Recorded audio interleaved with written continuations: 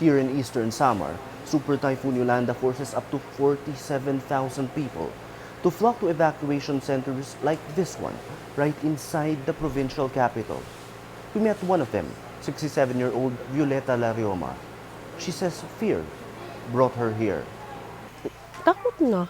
Yung parang nervyos na ako eh. Kasi dahil matanda na ako, gano'n. Takutin na ako. Even her grandchild felt terrified, and he is only 6. Oo, natatakot na rin siya.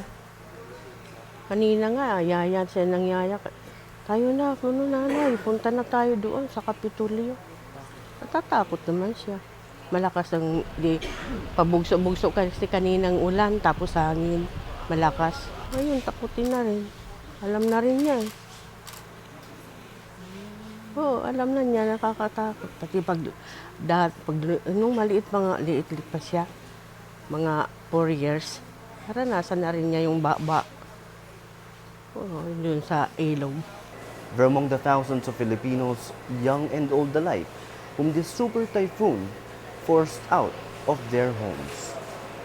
Paterno Esmaquel, Rappler, Eastern Samar.